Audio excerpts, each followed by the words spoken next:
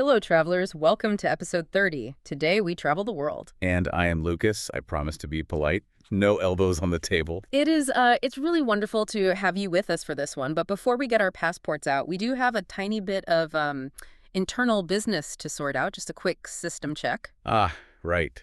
The technical protocol. We got to keep the digital space tidy. Exactly. It's just Okay. part of the process. Yeah. So per our user protocol, I'm just confirming right now that the audio files for episode 28, that was Lection 28, have now been deleted. All gone. That space has been cleared. Farewell, episode 28. It was a good run, but it's time to make room for the new journey. Precisely. And with that, we are officially initializing the recording for episode 30. The little red light is on. The red light is on, the levels are looking good, and we are ready to go. So today's deep dive isn't just about, geography. Nah. It's about psychology, sociology, and all those invisible rules that sort of govern our lives when we step outside our own homes. You make it sound so mysterious. Uh. Invisible rules. Well, in a way, they are, aren't they? We are doing a deep dive into global etiquette. We're going to look at cultural shocks and specifically the English grammar we use to talk about rules and obligations. Okay. We're basically going to explore how to travel without accidentally becoming the most offensive person in the room. That is, I think, my number one goal whenever I travel. Just please don't make the locals angry. Right. But it's so much harder than it sounds. It is incredibly hard. We often think of manners as just like knowing which fork to use or remembering to say please and thank you. The simple stuff. The simple stuff. But manners are actually this incredibly complex signaling system. They tell people, I am one of you, or I respect your space, or even just, I am safe. Mm. And when you get those signals wrong, you don't just look a bit silly, you can actually trigger a kind of fight or flight response in people. A fight or flight response. Good. Seriously. Just from, using the wrong spoon? Well, maybe not the spoon, but think about body language. Okay. Think about personal space or eye contact. If you get that wrong, you're tapping into some really deep evolutionary instincts about threat and safety. I guess I've never thought about it that deeply. I just want to know the difference between what I must do, like what's a law or a really serious rule, and what I can do, if I feel like it. And that is exactly where the grammar comes in. That's what we're going to get to later. We're going to look at what I call the danger zone of modal verbs. Dangerous. Because in English, confusing mustn't and don't have to can lead to some truly catastrophic misunderstandings. I feel like this is going to save me from a lot of future embarrassment. I should be taking notes. That is the plan. We have a lot of ground to cover today. We're going to look at how people greet each other, how they eat, how they do business. Okay. And we will finish with a little survival game to test your instincts. I'm ready. Where do we begin this journey? We start at the very, very beginning of any human interaction. The greeting. The hello. The hello. It seems so simple, doesn't it? You see someone, you acknowledge them, but the how of it all, it just varies so wildly across the planet. Let's start with maybe the most common business greeting in the West. So the UK, the US, a lot of Europe. Has to be the handshake. The handshake. Right, the classic. I feel like I've done a million of them. Yeah. You grab a hand, you shake it up and down a couple of times. Simple. But let's unpack it for a second. Let's look at the history. Do you have any idea why we even shake hands? Where that comes from? I think I heard once it was something to do with weapons. Exactly that. It dates way back to antiquity. By extending your right hand, your dominant weapon-holding hand, and letting someone else grasp it, you are demonstrating that you are not holding a dagger.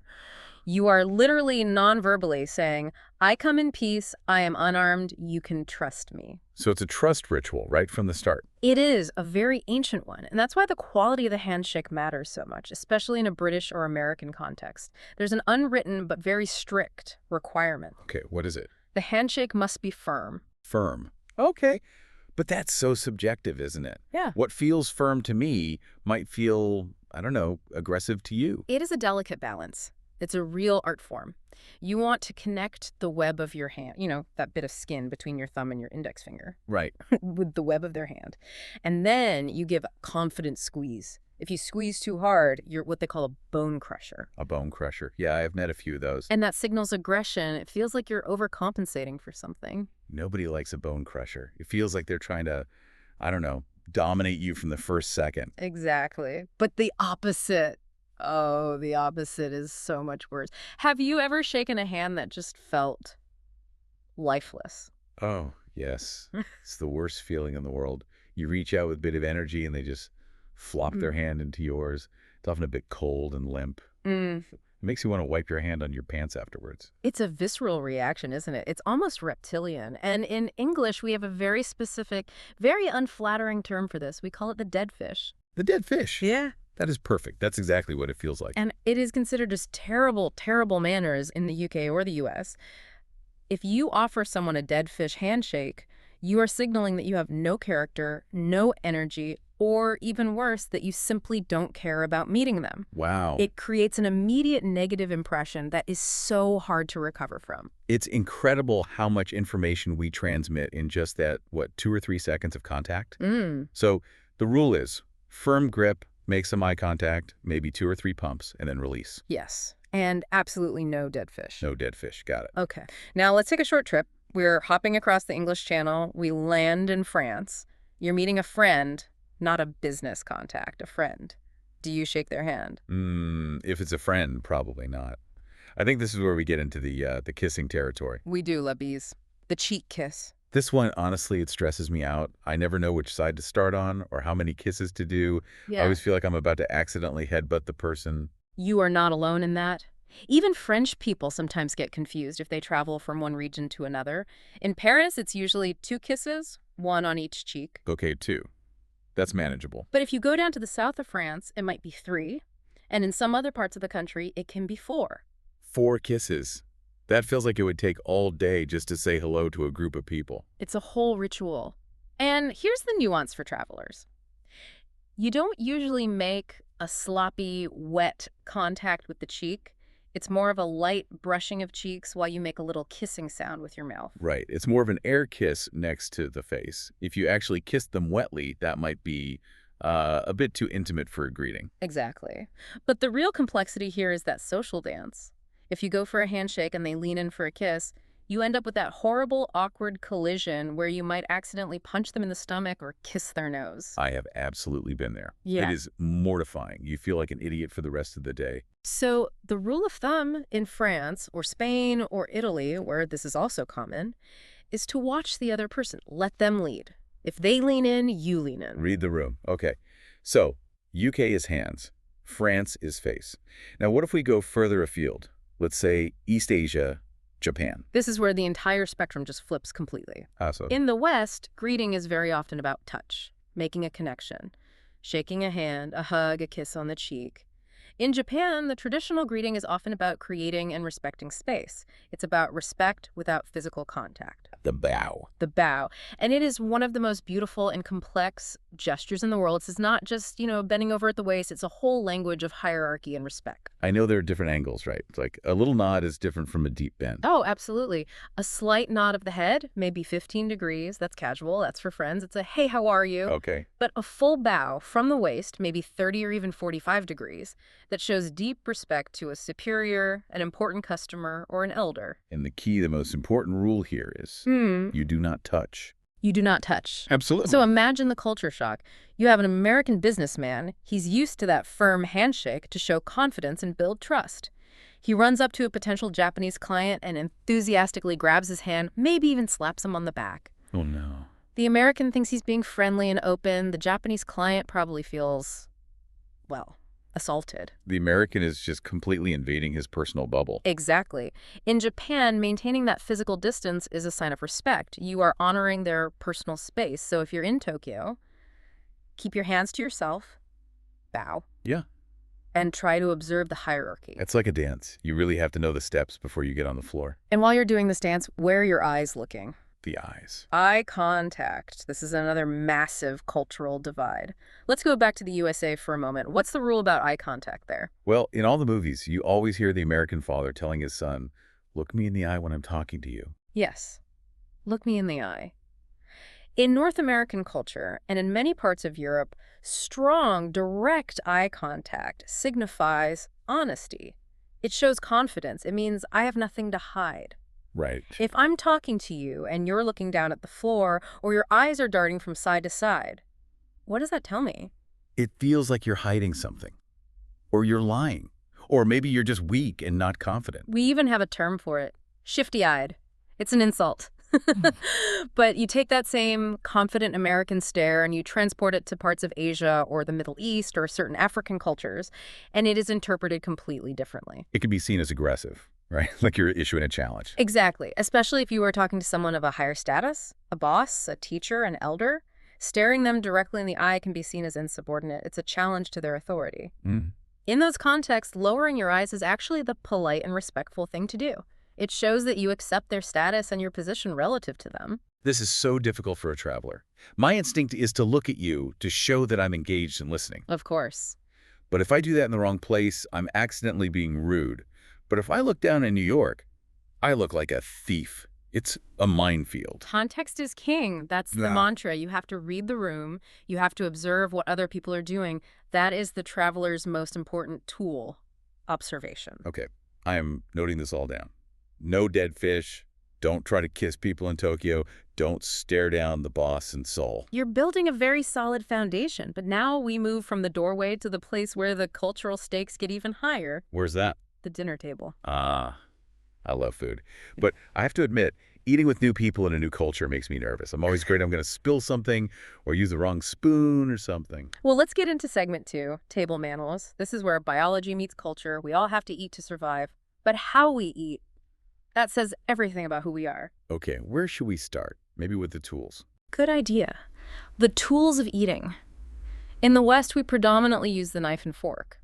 And it's a very violent way to eat if you really stop and think about it. Violent. I've never thought of it as violent. Well, we are cutting and stabbing and spearing our food right there at the table. We are dismembering a piece of meat in public. Yeah, I guess you're right. We are sawing through a steak. Whereas in many East Asian cuisines, Chinese, Japanese, Korean, the food is usually prepared in bite-sized pieces back in the kitchen. The chef does all the violence. You, the guest, just use chopsticks to gracefully lift the food to your mouth. I'm okay with chopsticks. I've practiced a lot. Yeah. But I know I still make mistakes. It takes a lot of muscle memory. But let's look at a very specific scenario that really highlights this massive difference between what's considered polite and what's considered rude. I want to do a little role play. Oh, I'm ready. Who am I in this scenario? You are sitting in a ramen shop. You have a huge steaming bowl of noodle soup in front of you. It's hot. It's delicious. I want you to eat it the way you might if you were fully immersed in a Japanese cultural context. Okay, I'm in Tokyo. I'm very hungry. The noodles are very hot. Here I go. Action. Okay, so I pick up the noodles with my chopsticks and slurp. Delicious. Another loud, wet slurp. Sloop. Ah, that's the stuff. Gasps in a very theatrical British way. Oh my goodness, Lukas, that is absolutely beautiful. I mean, rude, terribly rude. Laughing. I'm sorry. I was just enjoying my meal. That noise. If you did that in a nice restaurant in London or at a dinner party in New York, I am telling you, the entire room would go silent. People would stop eating and just stare at you. Really? Oh, yes. It's considered the absolute height of bad manners. We are taught from the time we are tiny children, eat quietly. Close your mouth when you chew. Don't make noise. But that's the thing. I was channeling my inner Japanese gourmand. Because in Japan, that slurping noise is not rude. In fact, it's pretty much required. Explain that to me, because to my Western ears, that sound is just so messy. Why is it considered good manners in Japan? Well, there are two main reasons. The first one is practical. Okay. The soup and the noodles are boiling hot. When you suck in air along with the noodles, it actually cools them down just enough so you don't burn the inside of your mouth. Okay, that's just thermodynamics. That makes logical sense. But the second reason is social. And this is the important one, the noise. It signals to the chef or to your host that you are thoroughly enjoying the food. It says, this is so delicious, I can't even stop to eat it slowly and quietly. Yeah. A huge compliment. So if you were to eat your ramen silently in Japan, it might actually be considered rude. Yes, exactly. If you eat silently, the chef might look over and think, oh no, he hates my soup. What did I do wrong? This is the perfect example of cultural relativity. The exact same sound. In London, you are an uncultured pig. In Tokyo, you are a very polite and appreciative guest. It's mind-blowing, isn't it? It is. And this is why you cannot just rely on your own instincts when you travel. Your instincts are programmed by your own culture. You have to actively reprogram them for the environment that you're in. Okay, new rule for the notebook. Slurp east, silence west. A good summary. Now let's talk about the end of the meal. The bill arrives. and we enter the confusing, often stressful world of tipping. Oh, I hate this part. I never know how much to give or if I should give anything at all. It's so awkward. Let's start in the USA, because this is often a huge shock for Europeans or travelers from Asia. In the United States, tipping is not really a reward for good service. Mm. It has evolved into a structural requirement of the economy. You have to tip, right? Like it's not really optional, even if the service was just okay. That's right. The social contract is incredibly strict. You are expected to leave between 15 and 20% on top of the bill. Nowadays, in big cities, it's often 20 to 25%. Is it an actual law, though? If I don't tip, will the police come and arrest me? It is not a criminal law. You will not go to jail. But socially, it is absolutely mandatory. And here is the context you need to understand. In most of the U.S., the federal minimum wage for waitstaff is shockingly low. We're talking just a few dollars an hour. Wow. The entire system is built on the assumption that they will make up the rest of their salary in tips. So if I don't tip, I am basically making them work that hour for almost no money. Exactly. If you walk out of a restaurant without tipping, you are effectively stealing their labor. You become the villain of the restaurant. The waiter might even chase you out the door to ask what was wrong. It's a huge deal. Okay, so in the U.S., I have to tip. It's an external obligation driven by the economic system. Correct. Now, what about China? Or Japan? I have a feeling it's the opposite. A complete 180-degree turn. In China, Japan, and many other parts of Asia, you don't have to tip. In fact, in many situations, you mustn't. I mustn't. So it's actually forbidden. In Japan, specifically, providing superior service is considered part of the job. It's a point of professional pride. If you leave extra money on the table, it can be seen as an insult. An insult? How? I'm trying to be generous. It can be interpreted as, here is some charity because you look like you need it, or I don't think your employer pays you enough, so I'll help you out. It disrupts the social harmony. The price on the menu is the price. Service is included in the honor of doing the job well. That's actually so much simpler for the customer. There's no awkward math at the end of the meal. It is. But if you are an American tourist in Tokyo and you try to force a tip on a taxi driver or a waiter, you create a very awkward situation. We'll actually talk more about that in our story later. Before we leave the dinner table, can we talk about one more? Yeah. Body noise. We talked about slurping. What about burping? Ah, the belch. A classic. In my grandmother's house, a good burp after the meal was a sign of a happy stomach. She Yeah. loved it. And she's not alone. There are absolutely cultures, parts of India, parts of the Middle East, some areas in China, where a hearty burp after a meal is the highest sign of satisfaction. It's a compliment to the cup. It says, I am so full and happy, I am literally bursting. But in the UK or Canada, Goodness, no. In the UK or North America, a burp is a private bodily function that you must suppress at all costs. If one accidentally slips out, you must immediately say, excuse me, and look suitably embarrassed. It's a major faux pas. a faux pas, a false step. Exactly. So keep the burp silent in the West, keep the slurp silent in the West. Basically, the rule in the West is to just eat like a ninja. You should be silent and almost invisible. Got it. Ninja eating in the West, noisy appreciation in the East. You are catching on. But you see, we keep using these specific words like must and have to and mustn't. They're small words, but they carry so much weight. They do. They feel like rules. They are the language of rules. And this brings us to segment 3. I like to call this section the B1 danger zone. The danger zone. That sounds serious. Should I hear a siren in my head? You absolutely should. We are going to focus on modals of obligation, specifically the difference between must and have to. Okay, I remember learning this in English class. They always seemed basically interchangeable. I must go, I have to go. It feels like it means the same thing. And in casual, fast conversation, yes, people often mix them up. But if you want to be precise and if you want to understand the psychology behind the words, there is a subtle but very important difference. Okay, break it down for me. I'm ready. Let's start with the positive forms. Must versus have to. As a general rule, must is subjective. The obligation comes from inside the speaker. It's a personal feeling, a strong personal conviction. Can you give me an example of that? Imagine you're at work and you suddenly look at your calendar and realize it's your mother's birthday. You think to yourself, oh, I must call my mom. I must call my mom. Okay. Now, is there a police officer standing over you forcing you to make that call? Is it a company rule? No, of course not. It's my own feeling. I love her, so I feel the obligation inside of me. It's personal. Exactly. The pressure is internal. Now, compare that to have to. Have to is generally objective. The obligation comes from the outside. It's a rule, a law, or a requirement from some external authority. Like at the airport, an officer says, you have to show your passport. That is the perfect example. You have to show your passport. Do you feel a deep emotional need to show it? Is it your own desire? No. I do it because the border guard with the uniform in the serious expression says, I have to.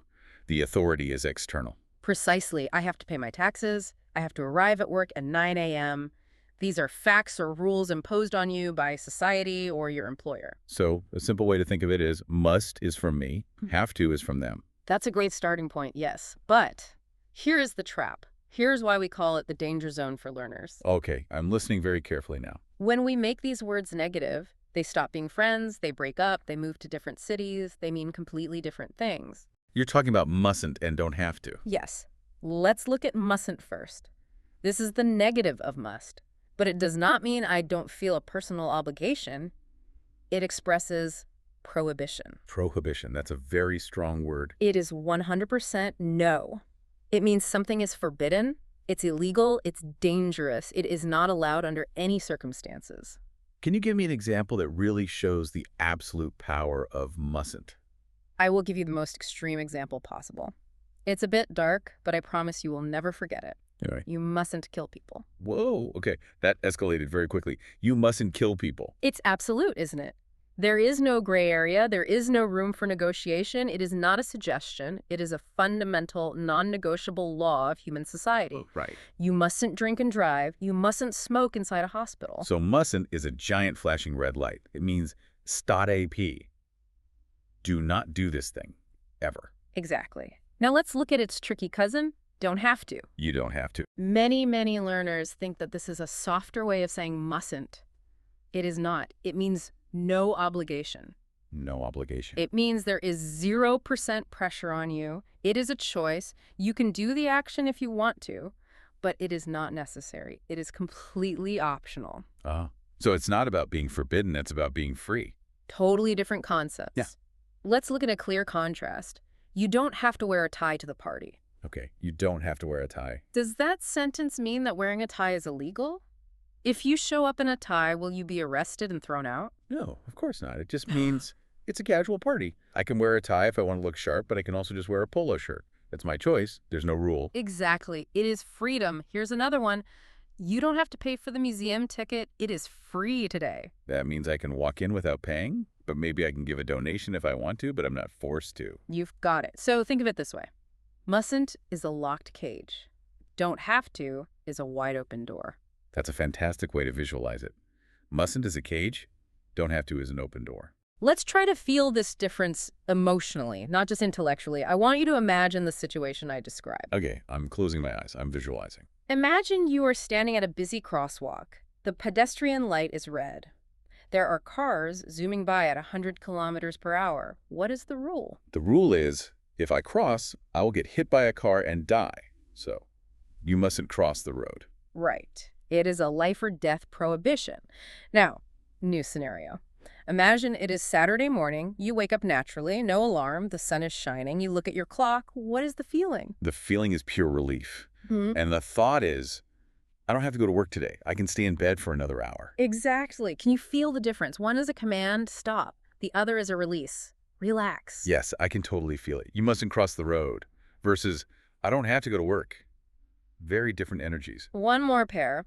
You are in a famous art museum. You are standing in front of a Van Gogh painting. You can see the thick swirls of paint. I really want to touch it just to feel the texture. But there is a security guard watching you very closely, and there's a velvet rope.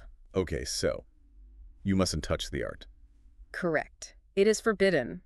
Now, you're at a hotel breakfast buffet. It's all included in your room price. There's a tray with some weird-looking green kale juice. Do I have to drink it to be polite? It's there for you. But I don't have to drink it. It's an option. I can choose the coffee instead, thank goodness. Perfect. You have successfully navigated the B1 danger zone. It really changes the entire meaning of a sentence. If I'm having a party and I tell my friend, you mustn't bring a gift, I sound really aggressive and strange. Yes. Like, if you bring a gift, I will throw it in the trash in front of you. Exactly. Whereas if you say, oh, you don't have to bring a gift, you're being polite and gracious. You're saying, Your presence is enough, but of course a gift is also fine if you want. Language is so powerful. One little word changes the whole social vibe. It does. Yeah. And speaking of changing the vibe, let's see what happens when someone gets all of these cultural and grammatical rules completely wrong. It is time for a story. Story time. I do love a good cautionary tale. This is the story of a well-meaning traveler we shall call Dave. Oh, Dave. I already feel so bad for him. He sounds like a Dave. Dave is a genuinely nice guy. He's very polite in his own culture, but he decides to go to Japan for the very first time, and he does zero preparation. He doesn't read a single guidebook. He thinks he can just rely on his intuition. This is a recipe for absolute disaster. Dave arrives in Tokyo. He's invited to a traditional Japanese home for dinner, a huge honor. He walks up to the front door, the host opens it, bowing deeply, and Dave just walks right in. Wait, no, please tell me he's not. Is he still wearing his shoes? He walks right past the entryway, onto the pristine tatami mats, wearing his dirty street sneakers. Oh, no. Ew. Oh, Dave, no. That is physically painful to hear and cringing. The host's eyes go wide. The smile freezes on their face. There is a moment of just frozen, horrified silence. Finally, the host has to almost shout, "Please, shoes, you must take off your shoes." That is the #1 rule. The genkan, the entrance area, is the dirty zone. The inside of the house is the clean zone. You mustn't wear outside shoes inside. He is basically dragging the filth of the city all over their sacred living space. The secondhand embarrassment is very real. So Dave apologizes over and over. He's mortified. He takes off his shoes. He finally enters. They sit down to eat. A beautiful meal is served, including a perfect bowl of white rice. Okay, Dave, focus now. You can do this. Just use the chopsticks correctly. Dave is talking, telling a funny story from back home. He gestures with his hands. He pauses to take a drink of his tea. And he takes his chopsticks and sticks them vertically straight up into the bowl of rice, leaving them standing there like two little towers. No, stop. Yeah. Dave, what are you doing? Don't do it. The entire table goes completely silent again. The grandmother at the end of the table looks like she has seen a ghost. Because that's a funeral rite. That's what you do with incense sticks at a Buddhist altar for the dead.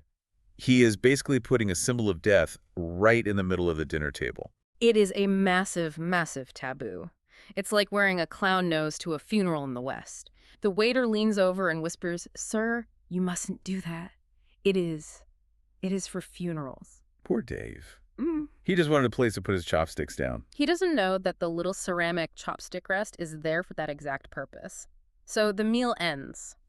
Dave feels incredibly awkward. He wants to make up for it. He wants to show that he's a generous, good guy despite all his mistakes. Oh, no. He's going to try to tip, isn't he? He gets a taxi to go back to his hotel. The fare on the meter is 1,500 yen. He pulls out a 2,000 yen note, hands it to the driver, and says, "Keep the change. Good job." He's trying to be nice. He's applying his American or European logic. The taxi driver looks panicked. He thinks Dave has made a mistake and left too much money. He jumps out of the car, runs after Dave down the sidewalk, and tries to hand the 500 yen coin back. No, sir, your change. You don't have to tip here, please." And Dave probably thinks the driver is angry at him for some reason, rejecting his kind gesture. Dave is just completely confused. He feels rejected. He walks into his hotel room feeling like he has failed at every single social interaction he's had all day. The shoes, the deaf chopsticks, the rejected money. Dave had a very, very rough day. But here's the moral of the story. The next morning, what do you think Dave did? He went to a bookstore. He went to a bookstore and he bought a book called Cultural Etiquette in Japan, a guide for clueless foreigners. Good for Dave. He learned his lesson. He realized that manners are a language too. That is the key takeaway from his story. You can speak perfect Japanese or perfect German or perfect English, but if your behavioral grammar is wrong, you are still communicating very, very poorly. So learning the culture is every bit as important as learning the vocabulary and the grammar. Absolutely. Now, speaking of vocabulary, let's pivot to a different environment. We are leaving the dinner table and we're entering the office. Segment 5, business etiquette. The world of suits and ties and slightly awkward elevator silence. And it's a world with its own very strict unwritten rules. Let's look at a few key concepts. Punctuality, formality, and the concept of time itself. Time is money, as they say. In some cultures, yes, very much so. Let's look at Germany. If you have a business meeting scheduled in Berlin for 9:00 a.m., what time should you arrive? I would say 8:55 a.m. to be safe. That is the correct answer, because in German business culture, punctual is a rigid, inflexible concept. 9.00 means 9.00 is not 9.01, not 9.02. And if I arrive at 9.0, You are late. And it's not just, oops, sorry, the traffic was bad. It is often interpreted as a serious character flaw. It signals that you are disorganized, unreliable, or that you do not respect the other person's time, which is very valuable. so the rule is, you must be punctual. We must be punctual. Okay, now, let's fly south. We're going to Spain, Hmm. or maybe somewhere in Latin America. You have a business lunch scheduled for 1:00 p.m. I have heard about these, the famous long lunches. In many parts of the Spanish-speaking world, business is driven by relationships, not just transactions. You don't sign a contract with a stranger, you sign one with someone you know and trust. So the lunch is where the real work happens. But the work looks like eating and talking and laughing for maybe 2 or 3 hours. 2 or 3 hours. In New York, a business lunch is a sandwich you eat in 15 minutes while typing on your laptop. Exactly. So if you try to rush a Spanish client, if you start looking at your watch after an hour and say, okay, let's get down to business and wrap this up, you are being extremely rude. You're signaling that the relationship isn't important to you, only the deal. So the grammar of the situation completely changes. In Germany, you must be on time. In Spain, you don't have to rush. You don't have to rush. In fact, you shouldn't rush. You must take your time. It all comes down to managing expectations, doesn't it? It does. One last business detail. The business card. In the West, what do you do when someone hands you a business card? Someone hands it to me. I glance at it. I say thanks. I'll probably stuff it in my pocket or my wallet. Maybe I'll write a note on it later to remember who they were. Very casual, very quick, very utilitarian. Now imagine you're back in Japan with our friend Dave. In Japan, the business card, the meishi, is treated as an extension of the person themselves. It represents their identity, their status, their face. So I can't just stuff it in my back pocket and sit on it. Absolutely not. You must receive it respectfully with both hands. You must take a moment to look at it and study it, reading their name and their title. This shows respect. And you mustn't ever write on it in front of them or, yes, put it in your back pocket and sit on it. Sitting on someone's name and face. That does sound incredibly disrespectful when you put it that way. It's a whole ritual. 2 hands, a slight bow. Treat the card with respect. This is fascinating. Yeah. Every single tiny action, taking a card, looking at a watch, eating a noodle, it is all loaded with meaning. It is. Yeah. And because I want to make sure you are fully prepared to travel the world without pulling a Dave, we're going to play a little game. A game. I love games. Is there a prize? The prize is your dignity when you travel. Welcome to segment 6, the survival guide game. High stakes. I like it. Okay. How do we play? It's simple.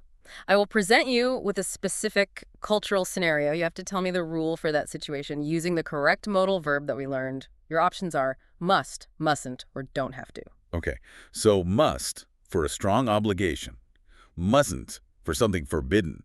And don't have to for a free choice. I'm locked in. And for everyone listening, you can play along in your head. See if you can get the answer before he does. Ready? Round 1. Hit me. You are in a public library. It is completely silent. People are studying and reading. You see your friend on the other side of the room.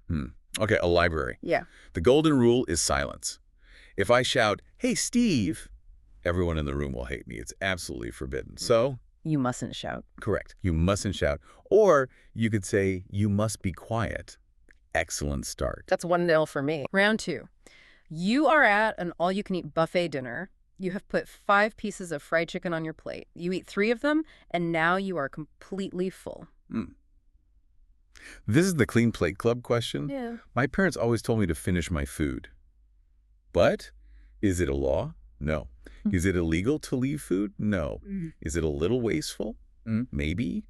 But I am not obligated. So I don't have to finish everything on my plate. Spot on. You don't have to finish everything. It is your choice. You might feel a little moral pang about waste, but you are not obligated by any external rule to make yourself sick. I feel so free. I don't have to eat that last piece of chicken. Round 3. You have just rented a car in London. You are pulling out of the parking garage onto a busy street for the first time. Ooh, London. Okay. England. Yeah. They drive on the other side of the road. This isn't a suggestion. This is a law.